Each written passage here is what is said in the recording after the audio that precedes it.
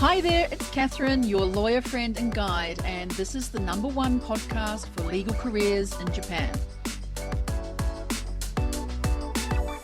What does it take to move from courtrooms and corporate law to being a diplomat for your country? Today's guest knows firsthand. Hi everyone, and thanks for stopping by the Lawyer on Air podcast. I had the extraordinary opportunity to speak with someone whose career proves that legal training can be the perfect launchpad, not just for the courtroom, but for the halls of government and international diplomacy. From winning a pro bono case that changed a man's life, to rewriting laws in Congress, to becoming the first female Philippine Ambassador to Japan, Ambassador Garcia-Albano's story is one of steady purpose, quiet trailblazing, and the kind of leadership that is built on empathy, not ego. In our conversation, she opens up about how being a lawyer helped her navigate the political and diplomatic worlds, and why she's proud to lead as herself. I have to say, speaking with the ambassador left me reflecting on how our career paths are never in one straight line. What might look like a pivot from the outside can on the inside truly feel like the most natural next step. And it made me think maybe we are more prepared for that next big leap than we realize. Did law and speaking in New Zealand courtrooms on behalf of others prepare me to use my voice right here, hosting this podcast, as another way to speak up and share stories of women in law? Well, maybe it did. So if you've ever wondered where the law degree you have might take you, beyond the boardroom or the bench, this episode is for you. Let's get into it. Good morning, Mylene. Welcome to the Lawyer on Air podcast. Thank you, Catherine. Good morning, everyone listening. I'm happy to be here. Well, I actually know you are an ambassador, so I feel like I must open up with that, but we've come to an arrangement where we use first names on this podcast. And so I really hope that we can meet up sometime soon. And hopefully that would be with Lani, who introduced us for you to come on this show. But my usual question to start with is, imagine that we are meeting up together. Where are we, and what are you going to choose from the beverage menu? I imagine we would be at our residence. We have a beautiful residence in Tokyo for the Philippine Ambassador. And I'm happy to say done a lot of work on it. And at this time, the garden is really beautiful. And on the garden, we have a calamansi tree. That is a local citrus that we use. We squeeze the juice from it to make a juice, and we mix it with water and put sugar or honey to make it sweeter. It's really, really good. We could also try our mango juice, which is quite famous in the Philippines, and something that we're also advocating here in Japan, the use of our Filipino products and Filipino cuisine. So that's where we would be, Catherine. That sounds fabulous. I can't wait. I heard you are also updating the garden there, and you're putting in some new Japanese, or reinitiating some Japanese koi or carp into the pond. Is that still in progress? Well, it's actually done already. When I first came, I saw that there was a pond in the garden, but that it hadn't been used for many, many years. I think because of the frequent earthquakes, some of the features of the pond had been damaged. I called in some gardeners and tried to see what we could work with. And we ended up sort of restoring one of the ponds, and we put some koi in. So that's really been quite beautiful, very calming, just to see the koi swimming in our pond. And I've also had the chance to plant sakura tree in our garden, just as our past ambassadors have done. So it's growing quite well. So I'm happy that I was able to do that as well to the garden. I love this. It's quite a metaphor for what you've been doing here in Japan as the first female ambassador to be appointed to Japan from your country. And I love that you've done these small and aesthetic and beautiful renovations and innovations to the garden. I think it shows the way that you are delivering in your service to this country, serving your own country as well. And I think this will be an amazing conversation because I can't wait to get into it. So, shall we start? Yes, please. Well, Let's do it. yes, you've had an extraordinary journey. You are a lawyer through your trade. You've moved from corporate law into politics and now into diplomacy. And so I've been thinking about you and looking back, I wondered what your defining moment was that set you going on this path, probably starting with your interest in law. How did that happen? Well, Catherine, there are some males in my family who are lawyers. My father was a lawyer, my grandfather was a lawyer. I have uncles who are lawyers, but no female lawyers in my family until I went to law school. And when I was young, I used to pick up my father at his place of work, at his law office. So we would spend time there as well as my grandfather's law office. So I think early on, I was sort of exposed to what lawyering was like. So that was something that was sort of in the back of my mind growing up. But it wasn't until I graduated and I had worked for a few years that I decided that I wanted to go to law school as well. So that's what I did. Wow, amazing. When you're exposed to lawyering, what's your memory of that? What did it look like? My father was always busy. He was always at work, always doing something, talking to people. And I remember that I saw a poster when I was quite young. It was outside his office and it had something to do with his membership to a free legal assistance group. So even at that young age, I asked him, "What is this, Dad?" And he said that, "Oh, this is volunteer work for people who can't really afford the services of a lawyer. So we help them." So that sort of stuck in my mind. And during my first job as a lawyer, I had the privilege of working with one of the partners. And he had a pro bono case. He was handling a pro bono case. It was an appeal to the Supreme Court on a murder charge. And he asked me to work on that case with him. So we were not going to be paid, but we were just doing this for someone. And it ended up that we got the person exonerated from the murder charge. So that sort of took me back to the poster that I saw in my father's office. So I thought that was quite wonderful. Yeah, it is wonderful. It's incredible what you see and observe and how it actually affects you so deeply as it did here. And in your law firm, you were doing corporate law, but you had this opportunity to assist in a pro bono case. It must have changed things for you and possibly changed how you approached corporate law with that pro bono case fresh in your mind. Is that right? Yes, it did, because it opened up opportunities for me as well. And as a first time lawyer, a young lawyer being handpicked by a partner to work with him and having that successful outcome, I think really gave me confidence and sort of validated that that was where I was meant to be. It was a job I wanted to do.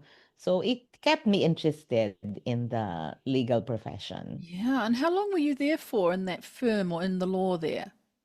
I was working for a law firm for about 5 years Right. before I entered I did work for a politician, also legal in a sense, but I was working in the campaign of a Oh, politician. tell us about that because is Yes. this where the moment happens that you decide to leave law and move, shift into politics?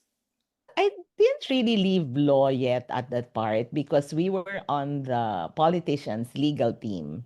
So sort of law, but in a different sense.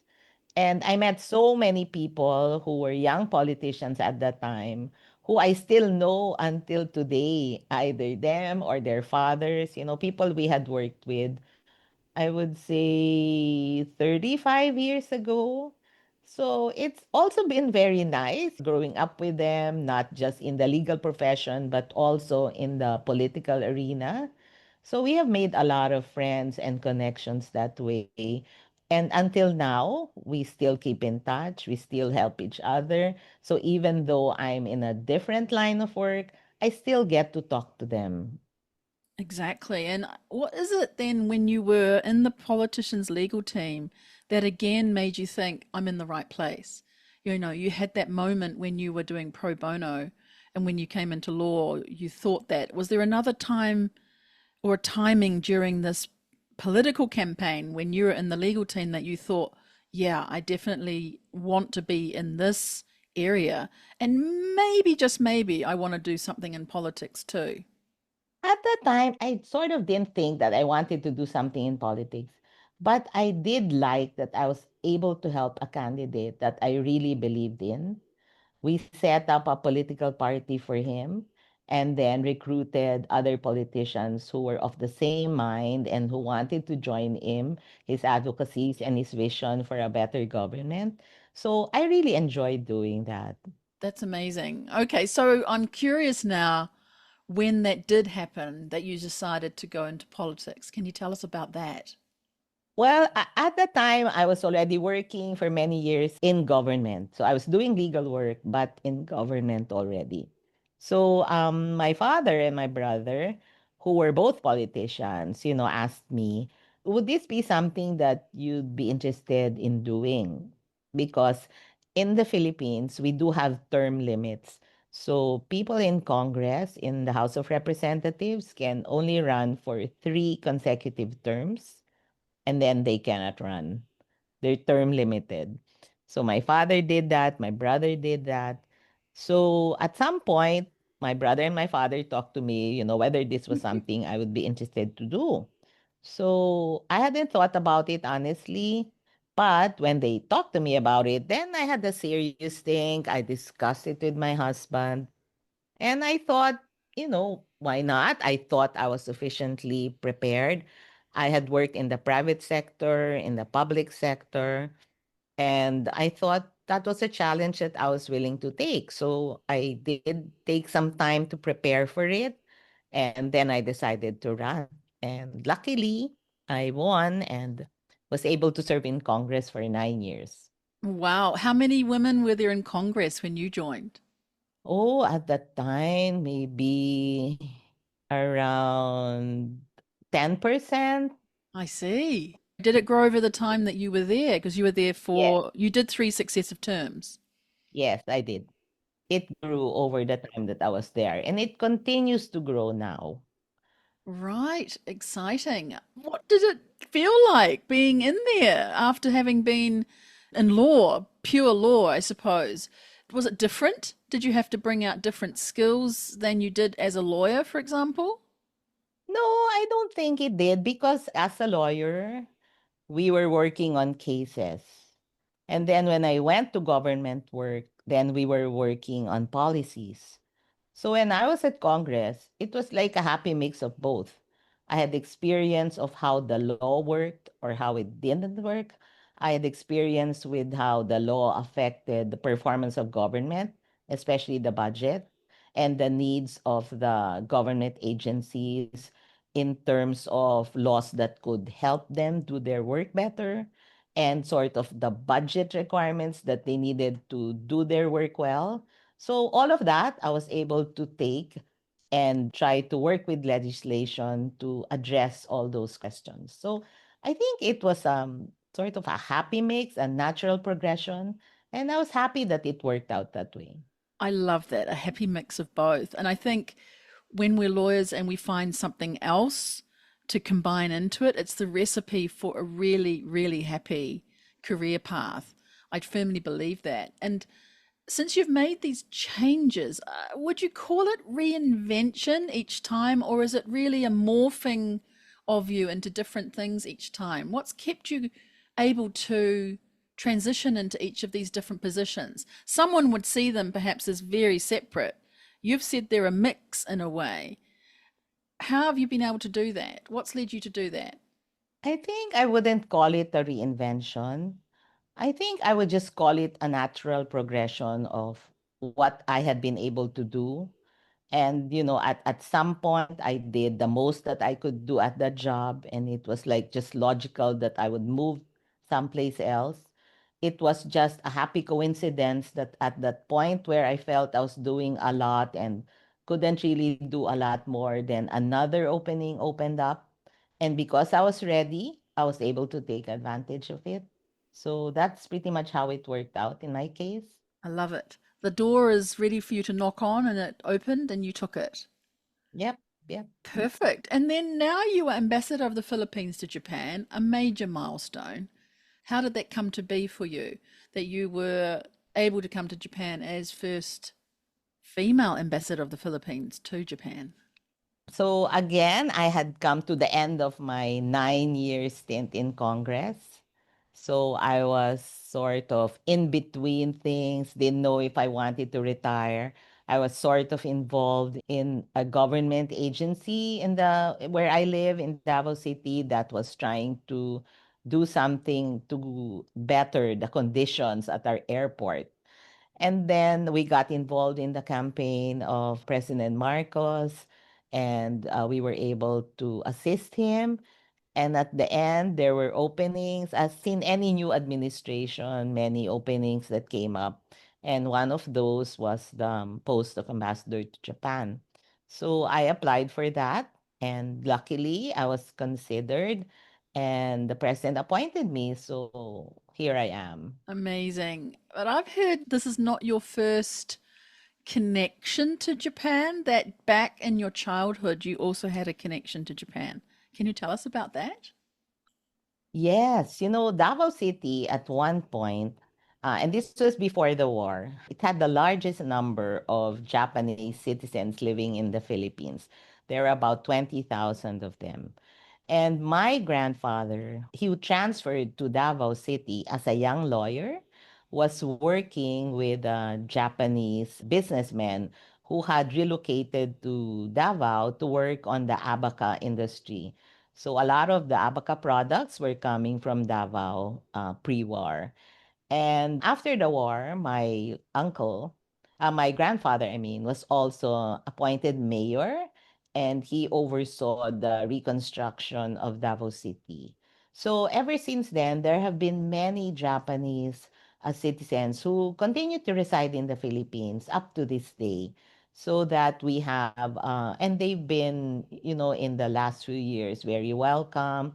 They come a lot, especially during the winter season in Japan.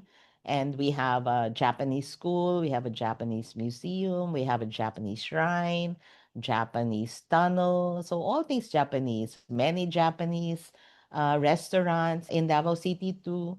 So we are quite familiar with Japanese ways, and I was just happy to have been assigned here. Amazing. And obviously, when you went to school, you had classmates who were also Japanese for sure. I did. Did you learn a little bit of Japanese then when you were schoolmates together? Well, no, I remember, exchanging Japanese stationaries Oh, was a big thing, because we couldn't yes. get it in the Philippines, And it's right? When we were beautiful. young. It is. So we used to Right? collect those. We would collect, not even write on them. We would just keep them, put them in a plastic sleeve, and just show them off to all our classmates. So we were doing that. I had a really nice Japanese classmate. So we had that opportunity to be working together on that.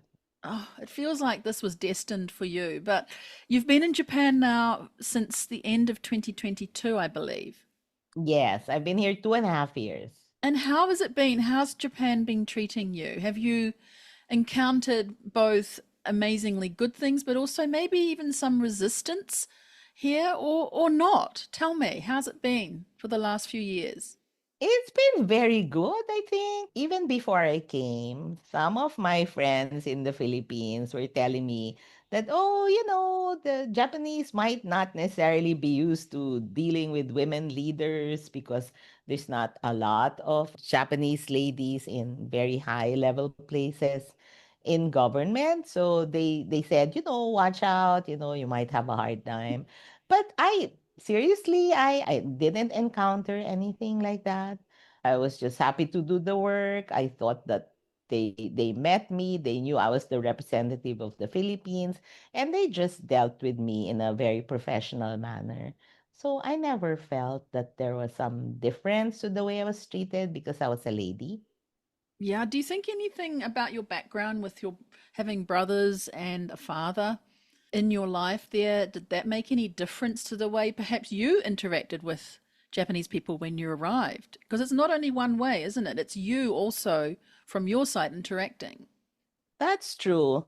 I guess so. I came from a family of seven children, and I was the middle child, the eldest girl. So I was just always used to dealing with men.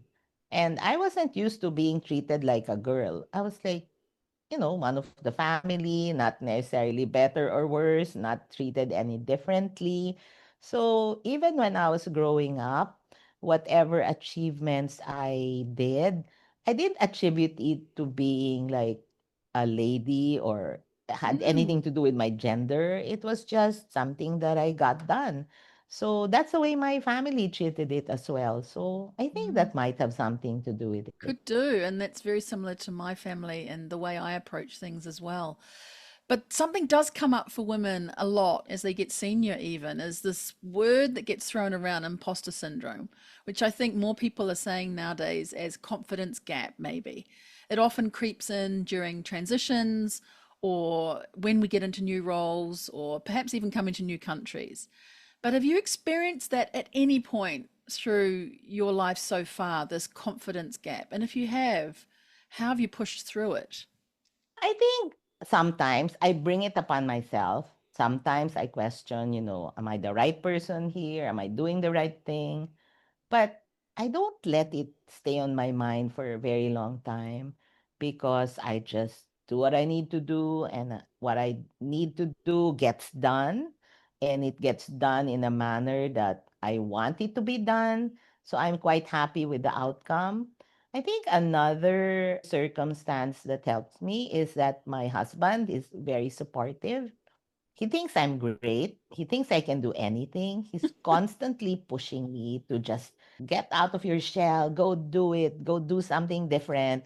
And sometimes he has to drag me and, do it, you can do it. So that really helps me a lot too. He's a cheerleader, but it's funny you saying get out of your shell because I'm pretty sure people who know you and I can tell from having really only just met you, but you are positive and outgoing, but there's something too about you saying get out of your shell that still sits with you. Yes, it kind of does from time to time. I've done so much that I attribute to just being, just pushing the boundaries and just doing the best that I can anywhere I am. But sometimes, when I get there, I'm still wondering, how did I get here? How did I get so lucky? So Yeah. a lot of it has to do, I think, with prayers. I'm also, thanks to my husband, I'm also quite prayerful, and Mm. I'm always asking for guidance and support. I know I'm not doing this alone.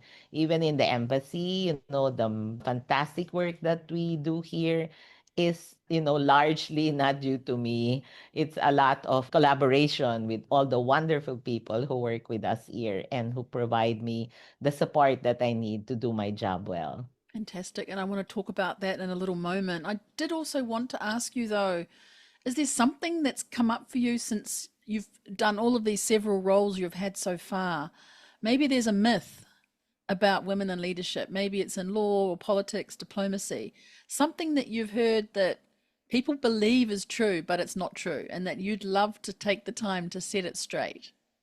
I think one myth that I'd like to put to rest is that women need to lead like men to be taken seriously. I don't believe that to be true at all. I think different people lead in different ways, and whatever way that is that allows them to do their job to the best of their ability and get all the work done, I think is just right. I think women have a particular advantage in that there is a strength and an empathy that we put into our work that makes our leadership so impactful. I've seen it happen here in the embassy. So I think there is an outdated notion that women are only suited to lead on so-called soft issues like education or health. But women are leading on all sorts of areas, hard policy areas like foreign relations. We have a new Secretary of Foreign Affairs now. It's a lady. We do work here in the embassy on security, trade, and climate. So we have visions and results that I've seen firsthand working for our government. I would say, is it true not many lawyers step into political and diplomatic arenas, or is it not true? Because I'm wondering It's what not true. it's not true. Yeah, I've No. heard this said, but I believe it's actually not true. And I did want to ask you what the legal skills are, though, that's helped you, well, I guess being in the Congress, but also now as an ambassador. Do you find yourself automatically thinking in some way that's as a lawyer, or is that not part of you now? I'm very interested to know. No, when I'm thinking about something, the first thing I think about is the legal aspect. Of course, I have to get that out of the way first. Because if there's anything wrong with it legally, then we have to deal with that first before we can deal with the rest of the issue. So that helps me a lot because of my training. And in the course of reviewing documents, I also tend to look out for legal things that might, need to be addressed before we can move on.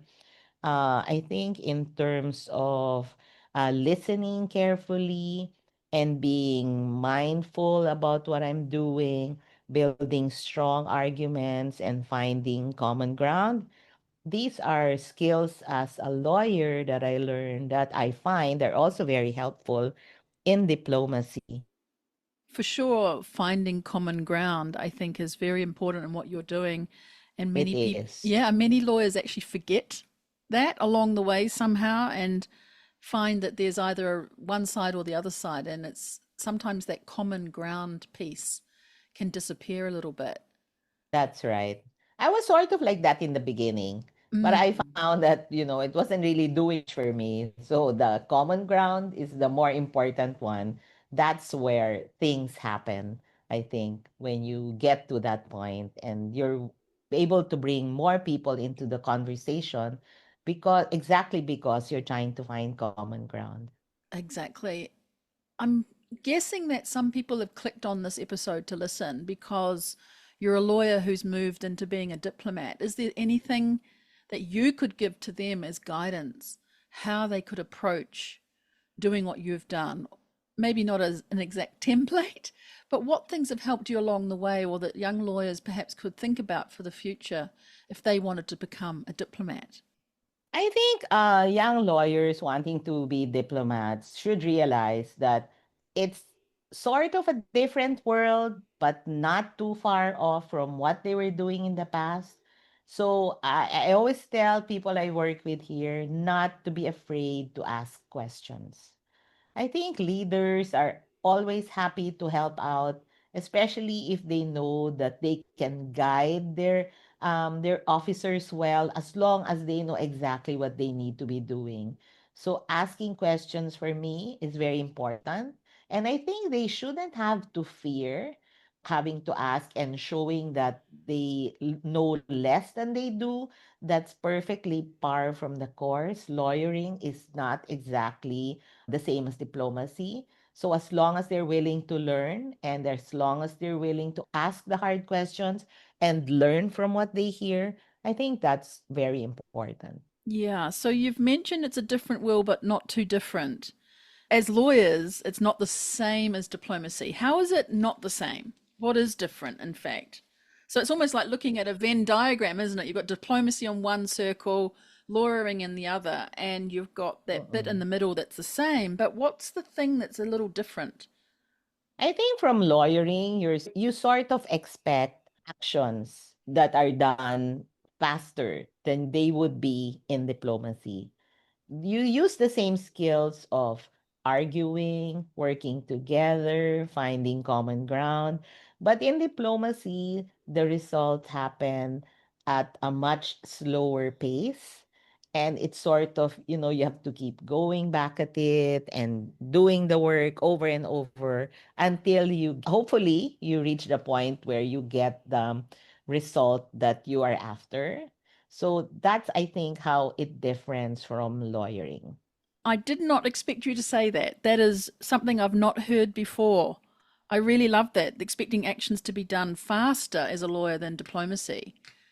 That makes total Mm-hmm. sense to me. It's very natural, obviously, but first time I've heard that. So in Japan, then I imagine that the results may take a little slower again.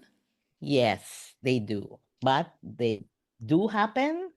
It's just on a much slower basis. And I think we have also found here in the embassy that talking to different people about the same issue and approaching it from like different angles has also helped us to push some of our advocacies across. Mm, So if we hit a roadblock in one way, then we find another way to go at it and sort of find another approach. But that's where the teamwork comes into because we have many sections here in the embassy. So different minds looking at the same problem and different opinions of how we can get things done. So whatever we decide, we try to do it. And we've had some success, I'm very happy to say. absolutely. And teamwork is right there, as well as I would say influence in some way. Have you found that influence has been key to being heard and building trust across these international relations that you're involved with? I'm not sure about influence.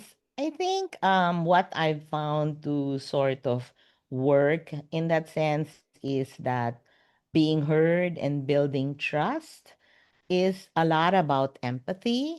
It's making people understand that where you're coming from, taking the time to explain, and recognizing that their concerns are just as valid as our own. I think we have found that when people feel seen and understood, they're more willing to engage and listen. Excellent. Well, tell me a bit about the embassy here in Tokyo, your embassy, the Embassy of Philippines. How many people are there? What do you love about it there?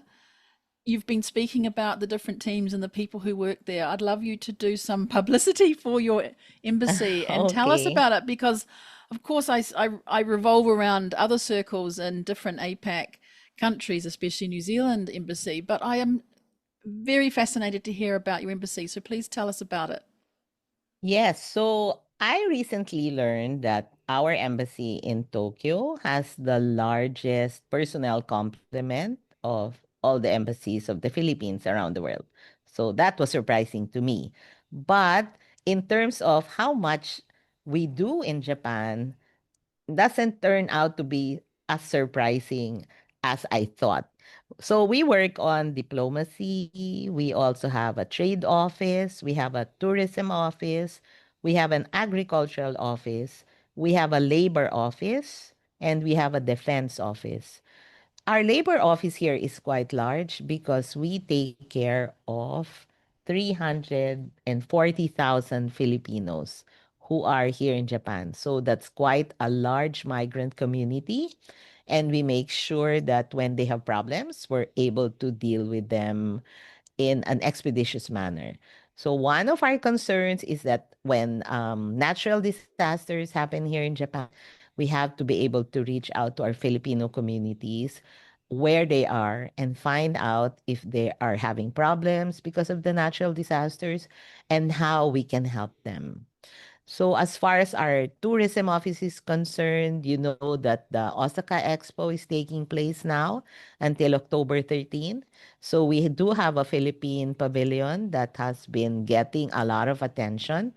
In fact, in the Time Out magazine article on the best 5 pavilions at the expo, the Philippine Pavilion is listed as one of those. So we've been quite excited and happy about that. And we continue to welcome visitors to our pavilion. In fact, just recently, our Philippine President Ferdinand Marcos and First Lady Louise Marcos were able to visit the Philippine Pavilion at the invitation of Prime Minister Ishiba. So they went, I think it was a few weeks ago, just for a quick working visit to see our pride and joy, the Philippine Expo Pavilion. As far as our agricultural office is concerned, they have been quite active also because one of the things that the Philippine agriculture community would like to learn more about is smart agriculture. Because the Philippines is a predominantly agricultural country, and we feel that there's much to learn here in Japan. As far as our defense and security office is concerned, there's also been a large interaction because of the similarities between the Philippines and Japan and our exposures to natural disaster. So that disaster preparedness is something that our two countries have been working on for a very long time. So those are some of the things that keep us busy. And of course, in the area of diplomacy, there's been a lot of interaction between our two countries in the last 2.5 years. And I am also, by the way, accredited as ambassador to three Pacific Island countries. These are Palau, Micronesia, and the Marshall Islands. So we've also been doing a lot of work for them. We're quite happy because there are many similarities between these Pacific Island countries and the Philippines. And we feel that there is much that we can offer them in terms of assistance. And we've been working on this also for the last year. We have been able to send experts to these countries to sort of evaluate what kind of skills training we could do for them and what kind of personnel they would be needing to help them with their needs. Wow, you are busy. Yes, I can we see are. that. One thing I heard Yep. about that you didn't mention there was this mobile van that you has been used to visit Filipino communities around the country. 340,000 citizens is Yes. amazing. It's a big number. But I heard that you were doing this, and I don't know that I've heard of any other country embassy that has done this to get in a vehicle and go and visit the citizens around the countryside. Tell me more about that. It's fascinating. Well, that's something that we actually do in the Philippines because we have many islands and many communities that are far from the urban places. We do take government services to very far places so that people need not go to the urban areas.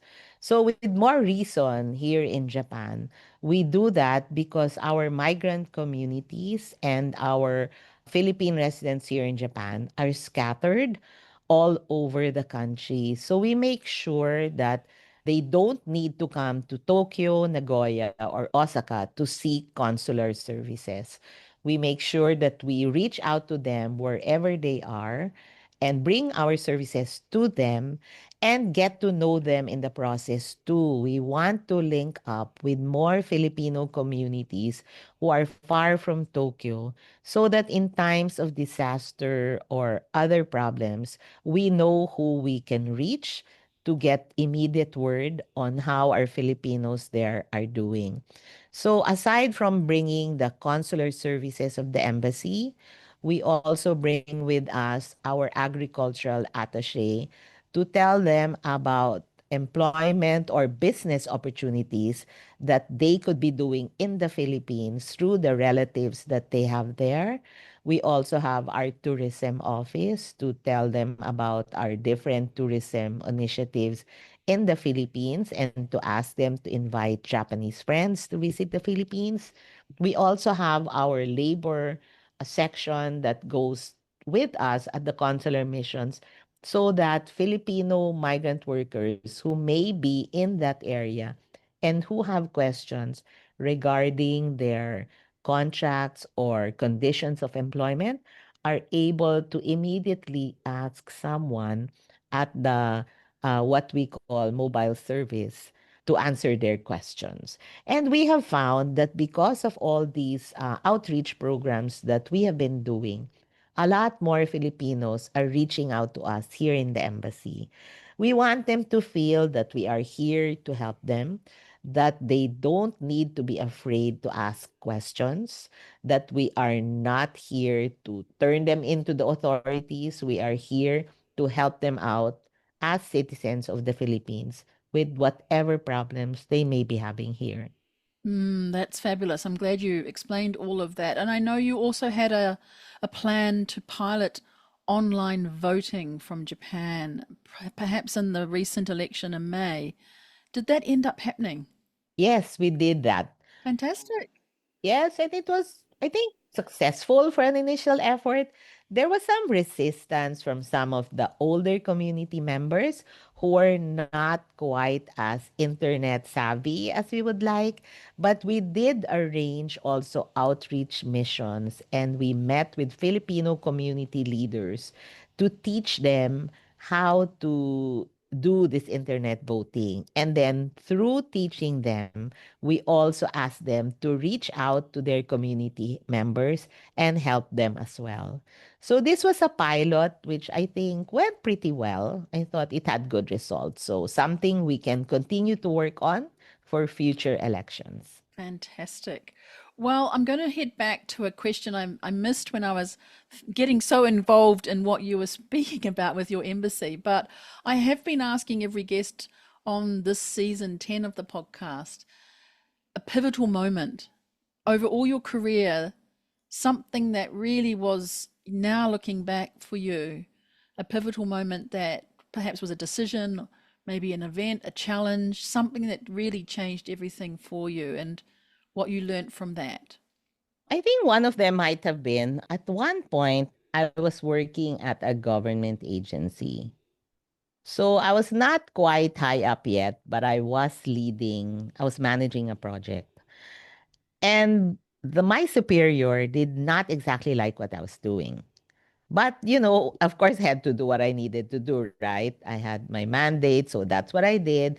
I was keeping him abreast of all the things that were happening, and I thought he was listening until we got to a meeting and we had to tell the secretary of the department what was happening. So I was speaking up, and it seemed like my superior was surprised that that's how the project was turning out.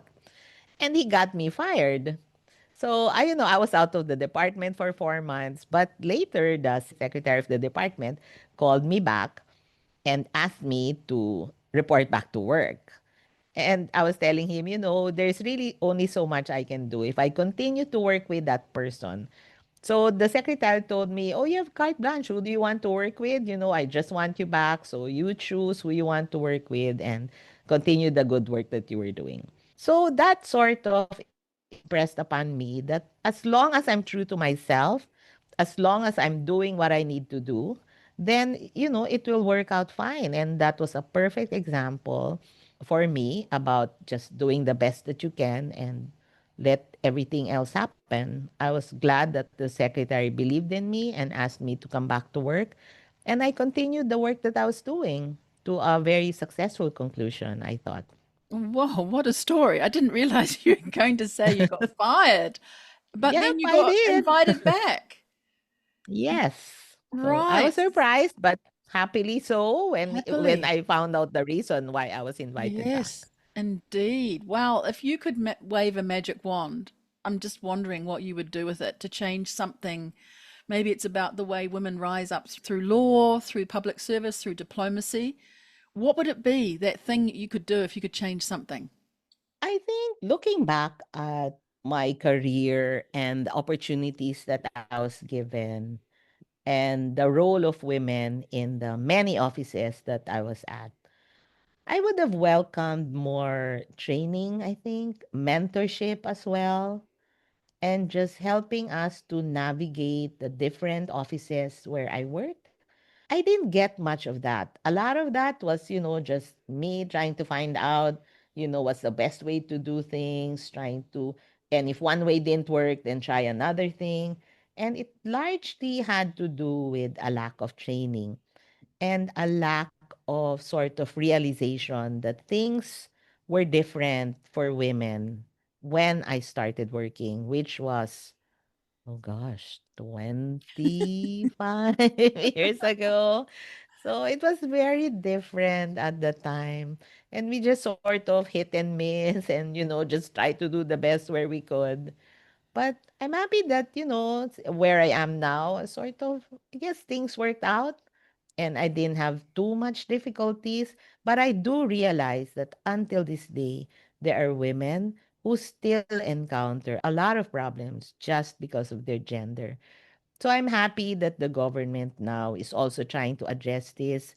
is more conscious that women need to be in higher positions of government and that the government is actually doing something about it.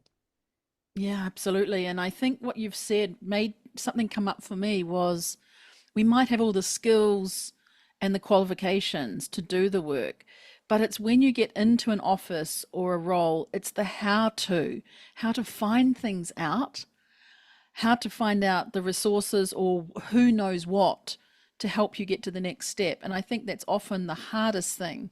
You think with what you've got in the degree or the qualification, as I mentioned, it's not knowing who to go to get something that you need, an information you need, an introduction you need. That's right. And I think that's quite hard That's for right. women, whereas it seems to be a little more natural in men's networks that they do this automatically and not to the exclusion of women so much as Mm-mm. they just do it. Whereas women often don't Mm-hmm. have that ability or the chances or opportunities to find the how to.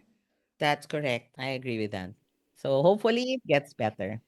I'm going to take you to your philosophy in life because I saw this quoted in a news article and I just love it because it's so simple but just so powerful. I think your philosophy is, and please correct me if I haven't quite said it right, do your best in everything, do your best in whatever you undertake. How does this show up for you? And have you got examples from your life or career that's illustrated this philosophy? I think you've given us a few today, but perhaps there's one that you want to share with us. Well, early on when I was in law school, I was a classroom officer. When I was first year, I was like the class secretary. When I was second year, I became the treasurer. When I was third year, I became the president of my class. And when I was fourth year, I became the president of the student body. And that was, I didn't really seek that out. But early on, even when I was first year, I was a working student. And I was in the section of all working students. So we were constantly trying to keep up with classwork and homework and getting all the cases done that we needed to do. So I was doing it for myself. Like I would stay up until 3 a.m., just to do all the work and get all the stuff ready for the next day. And when I would get to school, I would see my classmates, struggling to just be ready for the class. So I would like let them borrow my notes. Here you go, copy this, and I hope it helps you. So that went on my whole law school career. So that when we were fourth year, everybody was using my notes for the exams. And when I graduated from the bar, we have to take a bar exam. I was doing notes for this particular class that was quite heavy and quite difficult. And when I got the bar results, I got 100 in Whoa, that particular class. Yeah, and that's 100%. how 100%. Yeah. Whoa, I was shocked. Everybody was shocked as well. And that's amazing. how I ended up leading my school in the results of the bar exams. So that was, again, I didn't really seek it, but whatever I did, I just tried to do the best that I can and in the process help as many people as I could. And it just sort of ended up that way. Even being president of the student council, I didn't seek it. But people were telling me, oh, you should do it. You do so much for everyone. You should do it. We'll help you. We'll campaign for you. So they did, and I won. And I was the first lady also who headed the student council of my law school. So, these are things that sort of a bonus. Just try to do the best where I can, and people notice and people take note of it, and then it leads me to something better. So, in my professional career, I think that that has also what has happened. So those achievements were just a bonus. Yes, they were. But And wonderful bonuses, right? wonderful. But you didn't, Unexpected bonuses. yeah, you're saying you didn't seek out those. They came to you, and so they Oh, were we sometimes say cream on the top, right? That the underneath yes, was that's true. already delicious, but putting something on Yep, top has made it even more delicious, a bonus. That's yep. really exciting, interesting. Thank you so much. Thank you. You've shared so many powerful insights today. If listeners walked away with just one takeaway, one thought from you, what would you like to share with them? I think I would just like to encourage people not to wait until, if you want to do something, don't wait till it's perfect or you're ready. Just do it. Try to do the best that you can. As long as you feel you're going to fit there and it's something you really want to do, I think you should go do it. Don't let, doomsayers tell you that you can't or you're not ready or, it's not for you. If you feel that it is and you're willing to do the work to get it done, then go. Don't miss out on opportunities that you feel are good for you and that's something that fits in with how you want your life to turn out. Fantastic, thank you. And if people want to follow your work or initiatives of the Philippine Embassy in Japan, how can they do that? We're quite active. We have a digital platform. So we have an official website. It's tokyo.philembassy.net. So it's a reliable source for consular information. We do publish public advisories and updates on our programs and bilateral activities. We also maintain an active presence on Facebook where we share timely announcement, outreach activities, and important reminders for the Filipino community. But for a more visual glimpse into our engagement, our Instagram at Phil in Japan highlights cultural activities, official visits, and community celebrations. We also use X, formerly Twitter, to share quick updates, Catherine. I love it. Wow, that's fantastic. Thank you so much. Have you got time for me to ask you a few fun questions? Sure, Not that we sure. wouldn't have any fun, but I want to know what a book that you've read that maybe it's shifted you about leadership or purpose or anything. A book that you recommend. I think when I was involved in the Christian community in the Philippines, they always talked about servant leadership. So that's something that I think is very worthwhile to read about. So that sort of helped me a bit in my life. Okay, thank you very much. No particular book, just something about servant leadership. Yes, yes, Aha. just on that particular topic. What's a surprising fact about you that perhaps Lani doesn't know? Oh, I used to be in the Glee Club Did when I you? was in high school. Yeah, so like Ooh, all Filipinos, I sang at one point, but not anymore. Glee Club. There you go, Lani. Yep. Wow, that's amazing. And if you hadn't pursued law or politics, what pathway do you think you might have taken? I think I might have worked with an NGO.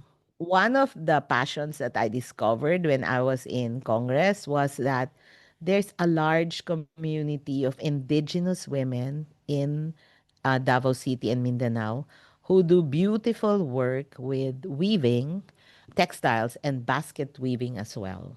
So they really do a lot of work. They're happy to do it. Their problem is they have no access to a market. So I started working with them like during my first year of Congress. And until now, I still continue to support them. I tried to get them assistance from government agencies. And luckily, our First Lady, Luis Marcos, is also interested in this. So I'm able to discuss some of it with her and get some assistance for these ladies.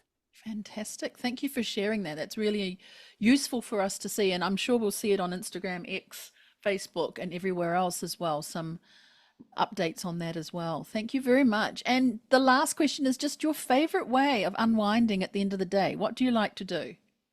Oh God, when I get home, nothing. I just stay in bed, empty my mind for an hour, and Mm, just sort of relax. Because, my mind is very active the whole right. day. I'm always thinking about the next thing. And, as I'm not just like a diplomat, I'm also a wife, I'm a mother, I'm a sister, I'm a daughter. So I have to think of things, not just for work, my family. I think about my 89-year-old mother who luckily is still healthy although she suffered a bad fall recently. I worry about my brothers and sisters who are in the Philippines. my nephews and nieces, that's how we are. Filipinos worry about not just our family, but our extended family as well. So we take on Absolutely. a lot of responsibility, I think, that we don't need to, but it's in our DNA. So I can't shut it off. Thank you so much, Mylene. Well, we have reached the end of our chat today. I do hope your mum gets better. My mum's a little older I than do you. too. She's 92 this year, but they're pretty close in age. Oh, And these things happen, don't they, yes, with falling? And you do get worried, especially when you're living away as you are from her over here, I that's believe. right. Yes. That's right. Well, I really want to thank again Lani Vinas for introducing us today. I really thank you very much for joining me on Lawyer on Air. It's been an absolute pleasure speaking with you and to connect in this way. Thank you, Catherine. I hope you enjoyed your time. I did. And I hope I can have you and Lani to the residence soon. Well, you're on You record must try now. our calamansi juice. It's going to happen. It's on record. And to my listeners, if this episode has inspired you, my listeners, and given you something to think about, I hope it has. I would love to hear from you. Please make sure if you're listening to this that you subscribe, leave us a review on Apple Podcasts, send us even a voice or text message because your feedback helps listeners like you find this show and discover answers to questions they always wanted to know about a career in law, in government and diplomacy and beyond. And we really would love you to share those informations with us and with others as well. Thank you very much. That's all for today. I'll see you back here again for the next episode. Cheers, kampai, and bye for now.